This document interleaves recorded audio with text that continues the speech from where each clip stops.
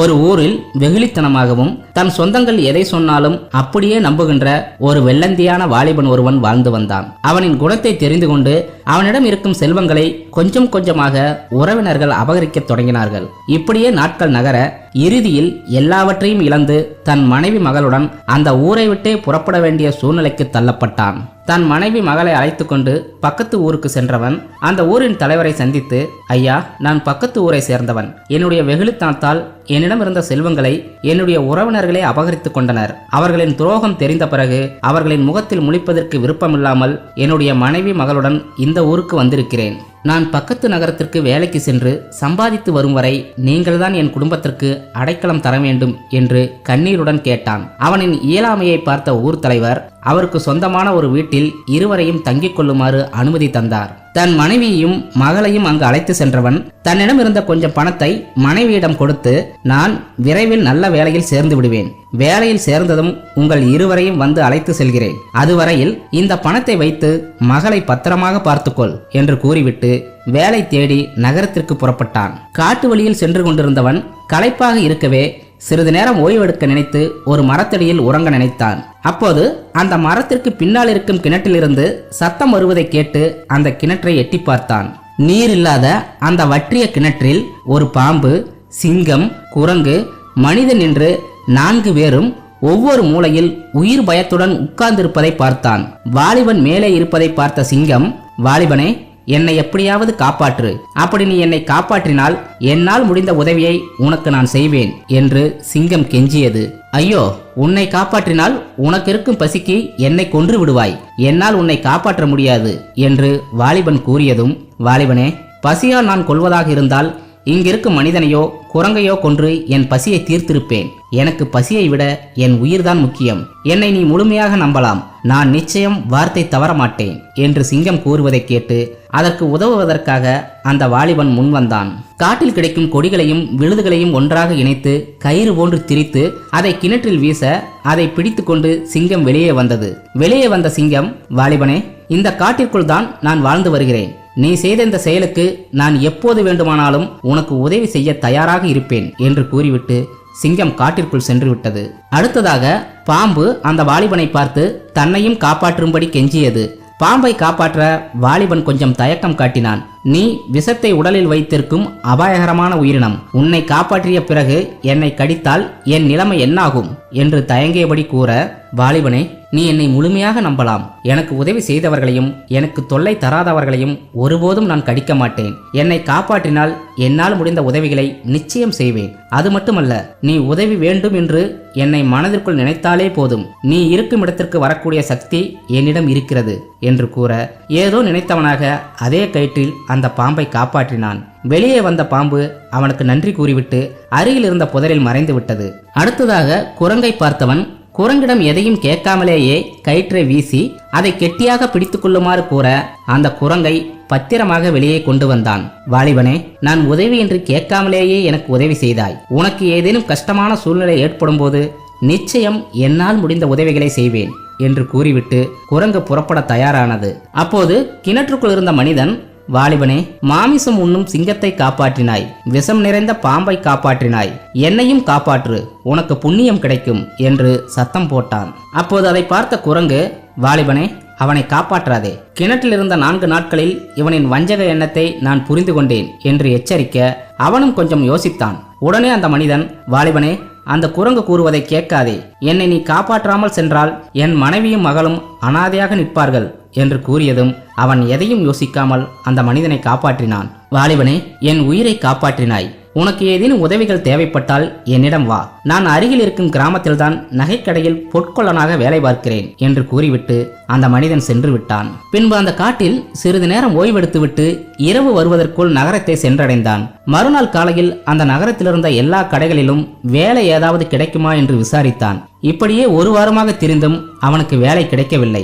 உண்ண உணவில்லாமல் மனதில் இருந்த நம்பிக்கை குறைந்து அந்த வாலிபன் நொடிந்து போனான். தன் மனைவி மகளை நினைத்து மனதிற்குள் வேதனைப்பட்டான். இப்படி எதற்கும் உபயோகமற்ற நான் உயிருடன் இருப்பதை விட தற்கொலை செய்து கொள்வதே மேல் என்று முடிவு செய்தான்.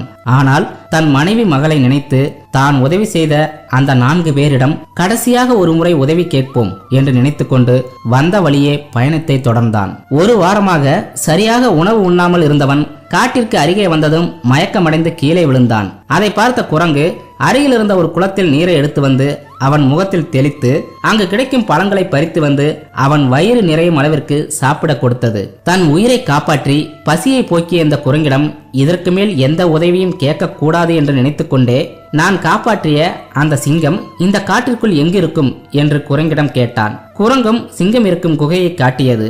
தன்னை காப்பாற்றிய வாலிபன் தன்னை தேடி வந்திருப்பதை பார்த்ததும் சிங்கம் அவனை அன்போடு வரவேற்றது. பிறகு தன்னுடைய கஷ்டத்தை வாலிபன் கூறி, உன்னால் எனக்கு ஏதாவது உதவி செய்ய முடியுமா என்று கேட்டான். அந்த சிங்கம் உடனே தன் குகைக்குள் சென்று ரத்தன கற்கள் பதிக்கப்பட்ட விலையுயர்ந்த ஒரு ஆபரணத்தை அந்த வாலிபனிடம் தந்தது. அதை பெற்றுக்கொண்டு பயணத்தை தொடர்ந்த வாலிபன் இதை எப்படி பணமாக மாற்றுவது என்று நினைக்கும் போது தான் காப்பாற்றிய பொற்கொள்ளன் நினைவிற்கு வந்தான்.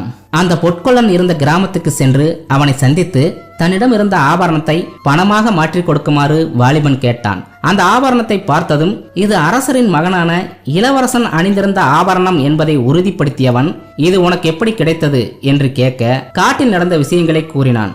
அப்போது அந்த பொற்கொள்ளனுக்கு சில மாதங்களுக்கு முன் அரசர் அறிவித்த அறிவிப்பு ஒன்று நினைவுக்கு வந்தது. என்னுடைய மகனான இளவரசன் காட்டிற்குள் வேட்டையாட சென்று இன்னும் அரண்மனைக்கு திரும்பவில்லை. என்னுடைய சந்தேகத்தின்படி வழி தவறி சென்றிருப்பான் என்று தோன்றுகிறது. அப்படி எவராவது என் மகனை பார்த்தாலோ அல்லது என் மகன் சம்பந்தப்பட்ட ஆதாரத்துடன் வந்தாலோ தக்க சன்மானமும் அரச பதவியும் வழங்கப்படும் என்று அரசன் அறிவித்திருந்தான். இதுதான் சமயம் என்று நினைத்த பொற்கொள்ளன், வாலிபனே, சிறிது நேரம் இங்கேயே ஓய்வெடுத்துக் கொண்டிரு, நான் இந்த ஆபரணத்தை பணமாக மாற்றிக்கொண்டு வருகிறேன் என்று கூறிவிட்டு சென்றவன் அரசனிடம் அந்த ஆபரணத்தை காட்டி, இளவரசனை கொன்றவனை என் வீட்டில்தான் வைத்திருக்கிறேன், உடனே காவலாளியை அனுப்பினால் கைது செய்து விடலாம் என்று கூற அரசன் எதையுமே யோசிக்காமல் அந்த வாலிபனை கைது செய்து சிறையில் அடைத்தான். அத்துடன் விரைவில் இவனுக்கு மரண தண்டனைக்கான ஏற்பாடுகளை செய்யும்படி வீரர்களுக்கு உத்தரவிட்டான். அரசே, நான் இளவரசனை கொல்லவில்லை. இந்த ஆபரணத்தை ஒரு சிங்கம் அதன் குகையிலிருந்து எடுத்து வந்து எனக்கு தந்தது என்று வாலிபன் கூறுவதை அரசன் ஏற்றுக்கொள்ளவில்லை. வாலிபனின் கெஞ்சலும் அழுகையும் அரசனிடம் எடுபடவில்லை. மனிதன் எவ்வளவு சுயநலக்காரன் என்பதை புரிந்து கொண்டு அந்த வாலிபன் தன் மனைவி மகளை நினைத்து கண்ணீர் விட்டு அழுதான். அப்போதுதான், உனக்கு எப்போது உதவி தேவையோ என்னை நினைத்துக்கொள், நீ எங்கிருந்தாலும் உன் முன்னால் வருகின்ற சக்தி என்னிடம் உள்ளது என்று அந்த பாம்பு கூறியது வாலிபனின் நினைவுக்கு வந்தது. அந்த பாம்பை மனதிற்குள் நினைத்த மறுநொடி அவன் முன்னால் தோன்றியது. தனக்கு நேர்ந்த துரோகத்தை வாலிபன் அந்த பாம்பிடம் கூறினான். கவலைப்படாதே வாலிபனே, நான் உன்னை காப்பாற்றுகிறேன். நான் இப்போது மகாராணியின் வலது கையை கடித்து விடுகிறேன். நான் கடித்த அந்த விஷம் மகாராணியின் உடலில் மற்ற இடங்களுக்கு பரவாது. ஆனால் அந்த கையின் வீக்கம் நாளுக்கு நாள் பெரிதாகிக் கொண்டே இருக்கும். நீ எப்போது மகாராணியின் மோதிர விரலை அழுத்துகிறாயோ அப்போதுதான் அந்த வீக்கம் குறையும் என்று கூறிவிட்டு மகாராணியின் கையை கடித்துவிட்டு மாயமாக மறைந்து விட்டது. பாம்பு கடித்து விட்டதை பார்த்த மகாராணி கதறி துடித்தாள். நாட்டில் இருக்கின்ற அத்தனை வைத்தியர்களும் வரவழைக்கப்பட்டு வைத்தியம் செய்யப்பட்டது. ஆனால் எந்த முன்னேற்றமும் ஏற்படவில்லை. பக்கத்து நாட்டு வைத்தியர்களையும் வரவழைத்து வைத்தியம் செய்து பார்த்தான். வீக்கம் குறையாமல் நாளுக்கு நாள் அதிகரித்துக் கொண்டே இருந்தது. அப்போது அந்த வாலிபன் சிறைக்கு காவலாக நின்ற காவலாளியிடம், வீரனே, மகாராணிக்கு ஏற்பட்ட வியாதிக்கு என்னிடம் மருந்துள்ளது, என்னை அரசரிடம் அழைத்து செல் என்று கூறினான். உடனே அந்த வீரன் இந்த விஷயத்தை அரசரிடம் கூற வாலிபனை அழைத்து வருமாறு அரசன் உத்தரவிட்டான். அந்த வாலிபன் பாம்பு கூறியதைப் போல மகாராணியின் மோதிர விரலை அழுத்தியவுடன் வீக்கம் கொஞ்சம் கொஞ்சமாக குறைய ஆரம்பித்தது. இதை பார்த்ததும் அரசன் எல்லையில்லா ஆனந்தமடைந்தான். அந்த வாலிபனை விடுதலை செய்து அவனுக்கு தேவையான செல்வங்களை கொடுத்து சந்தோஷமாக அனுப்பி வைத்தான். தன்னுடைய உயிரை காப்பாற்றி தன் வறுமையை போக்கிய அந்த பாம்பை நினைத்து பார்க்க அவன் முன் பாம்பு தோன்றியது. பாம்பை பார்த்து கண்ணீர் மல்க நன்றி கூறினான். அப்போது அந்த பாம்பு, வாலிபனே, உனக்கு நான் 4 மந்திரங்களை கூறுகிறேன். அதை மட்டும் எந்த சூழ்நிலையிலும் மறக்காமல் மனதில் வைத்துக் கொண்டால் உன் வாழ்க்கை ஆனந்தமாக இருக்கும். முதல் மந்திரம், எப்படிப்பட்ட சூழ்நிலையாக இருந்தாலும் பணத்தின் மீது அளவுக்கு அதிகமாக ஆசை வைத்திருக்கும் நபர்களுடன் பழகாதே.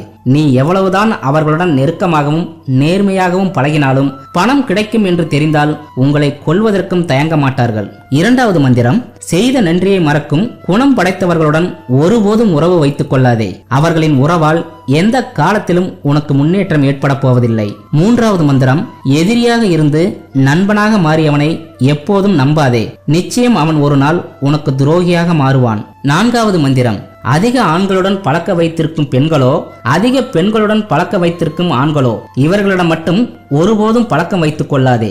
அவர்களின் காம சுகத்திற்கு நீ தடை என்று தெரிந்தால் உன்னை கொல்வதற்கு சிறிதும் யோசிக்க மாட்டார்கள். இந்த 4 மந்திரங்கள் உனக்கு மட்டுமல்ல, இந்த உலகத்தில் வாழும் ஒவ்வொருவருக்கும் பொருந்தும். இதை எவன் சரியாக கடைபிடிக்கிறானோ அவன் வாழ்க்கையை முழுமையாகவும் ஆனந்தமாகவும் வாழ முடியும். இதையெல்லாம் பொருட்படுத்தாமல் இப்படிப்பட்ட நபர்களுடன் எவன் தன் உறவை வளர்த்துக் கொள்கிறானோ அவனின் மரணம் இந்த 4 நபர்கள்தான் முடிவு செய்வார்கள் என்பதை எப்போதும் மறந்து விடாதே என்று கூறிவிட்டு பாம்பு மாயமானது. பாம்பு கூறிய 4 மந்திரங்களையும் மனதிற்குள் பதிய வைத்துக் கொண்டு தன்னுடைய வாழ்க்கையை மகிழ்ச்சியாக ஆரம்பிக்க அந்த வாலிபன் புறப்பட்டு சென்றான்.